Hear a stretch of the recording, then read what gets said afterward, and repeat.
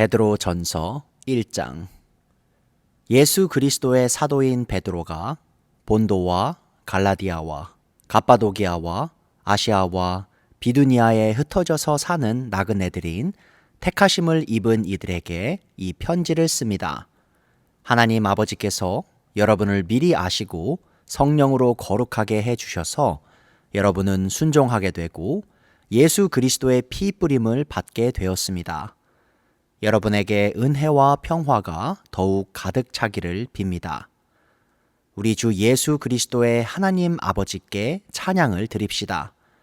하나님께서는 그 크신 자비로 우리를 새로 태어나게 하셨습니다.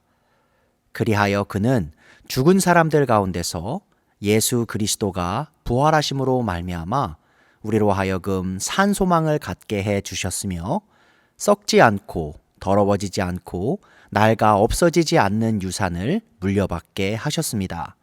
이 유산은 여러분을 위하여 하늘에 간직되어 있습니다. 하나님께서는 여러분의 믿음을 보시고 그의 능력으로 여러분을 보호해 주시며 마지막 날에 나타나기로 되어 있는 구원을 얻게 해 주십니다. 그러므로 여러분이 지금 잠시 동안 여러 가지 시련 속에서 어쩔 수 없이 슬픔을 당하게 되었다 하더라도 기뻐하십시오.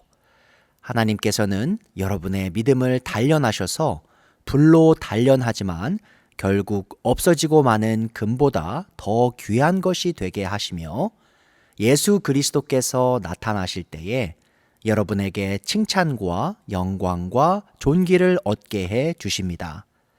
여러분은 그리스도를 본 일이 없으면서도 사랑하며 지금 그를 보지 못하면서도 믿으며 말로 다 표현할 수 없는 즐거움과 영광을 누리면서 기뻐하고 있습니다.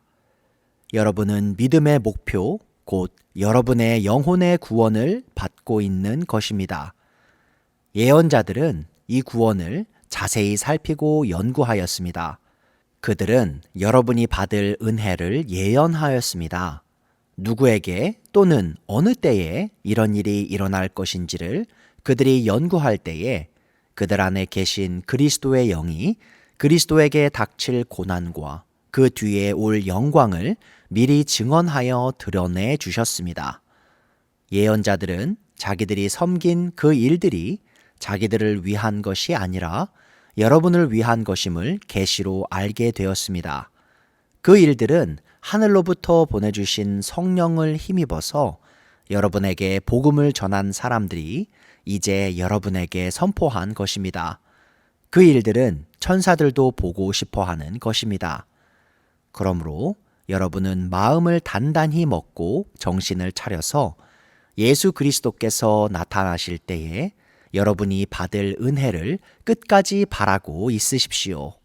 순종하는 자녀로서 여러분은 전에 모르고 쫓았던 욕망을 따라 살지 말고 여러분을 불러주신 그 거룩하신 분을 따라 모든 행실을 거룩하게 하십시오.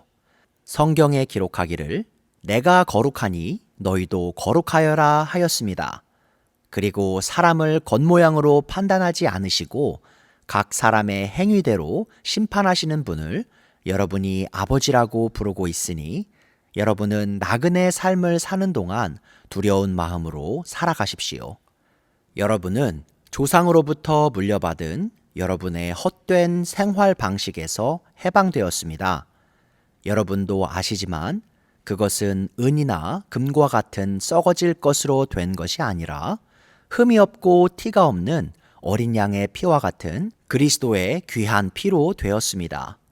하나님께서는 이 그리스도를 세상이 창조되기 전에 미리 아셨고 이 마지막 때에 여러분을 위하여 나타내셨습니다.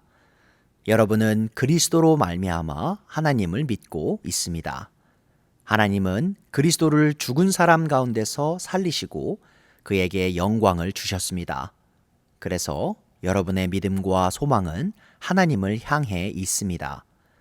여러분은 진리에 순종함으로 영혼을 정결하게 하여서 꾸밈없이 서로 사랑하기에 이르렀으니 순결한 마음으로 서로 뜨겁게 사랑하십시오.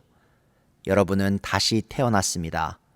그것은 썩을 씨로 그렇게 된 것이 아니라 썩지 않을 씨, 곧 살아계시고 영원하신 하나님의 말씀으로 그렇게 되었습니다. 모든 육체는 풀과 같고 그 모든 영광은 풀의 꽃과 같다. 풀은 마르고 꽃은 떨어지되 주님의 말씀은 영원히 있다. 이것이 여러분에게 복음으로 전해진 말씀입니다. 베드로전서 2장. 그러므로 여러분은 모든 악의와 모든 기만과 위선과 시기와 온갖 비방하는 말을 버리십시오. 갓난 아기들처럼 순수하고 신령한 젖을 그리워하십시오. 여러분은 그것을 먹고 자라서 구원에 이르러야 합니다. 여러분은 주님의 인자하심을 맛보았습니다. 주님께 나아오십시오. 그는 사람에게는 버림을 받으셨으나 하나님께는 택하심을 받은 살아있는 귀한 돌입니다. 살아있는 돌과 같은 존재로서 여러분도 집 짓는 데 사용되어 신령한 집이 됩니다. 그래서 여러분은 예수 그리스도로 말미암아 하나님께서 기쁘게 받으실 신령한 제사를 드리는 거룩한 제사장이 되십니다. 성경에 이런 말씀이 있습니다. 보아라, 내가 골라낸 귀한 모퉁이 돌 하나를 시온에 둔다. 그를 믿는 사람은 결코 부끄러움을 당하지 않을 것이다. 그러므로 이 돌은 믿는 사람들인 여러분에게는 귀한 것이지만 믿지 않는 사람들에게는 집 짓는 자들이 버렸으나 모퉁이의 머릿돌이 된 돌이요 또한 걸리는 돌과 넘어지게 하는 바위입니다. 그들이 걸려서 넘어지는 것은 말씀을 순종하지 않기 때문이며 또한 그렇게 되도록 정해 놓으셨기 때문입니다. 그러나 여러분은 택하심을 받은 족속이요 왕과 같은 제사장들이요 거룩한 민족이요 하나님의 소유가 된 백성입니다.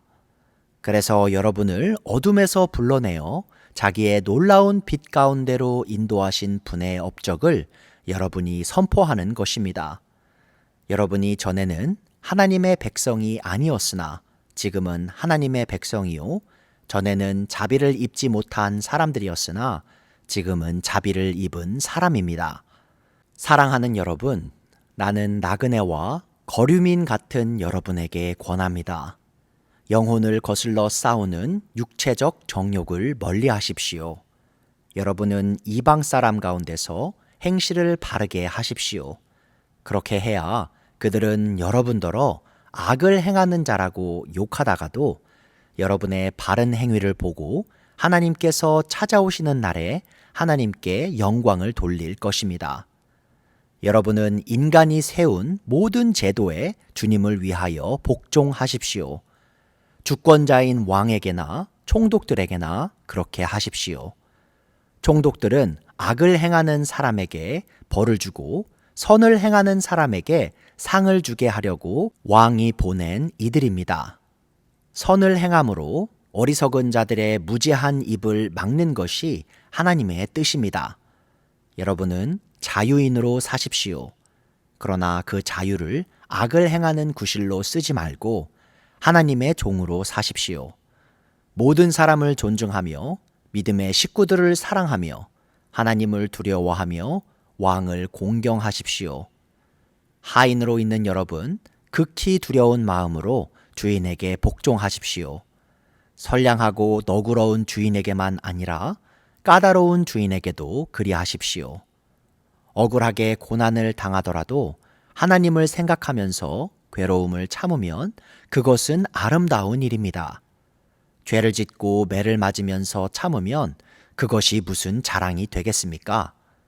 그러나 선을 행하다가 고난을 당하면서 참으면 그것은 하나님께서 보시기에 아름다운 일입니다. 바로 이것을 위하여 여러분은 부르심을 받았습니다. 그리스도께서는 여러분을 위하여 고난을 당하심으로써 여러분이 자기의 발자취를 따르게 하시려고 여러분에게 본을 남겨 놓으셨습니다. 그는 죄를 지으신 일이 없고 그의 입에서는 아무런 거짓도 찾아볼 수 없었습니다. 그는 모욕을 당하셨으나 모욕으로 갚지 않으시고 고난을 당하셨으나 위협하지 않으시고 정의롭게 심판하시는 이에게 다 맡기셨습니다. 그는 우리 죄를 자기의 몸에 몸소 지시고서 나무에 달리셨습니다. 그것은 우리가 죄에는 죽고 의에는 살게 하시려는 것이었습니다. 그가 매를 맞아 상함으로 여러분이 나음을 얻었습니다. 전에는 여러분은 길 잃은 양과 같았으나 이제는 여러분의 영혼의 목자이며 감독이신 그에게로 돌아왔습니다.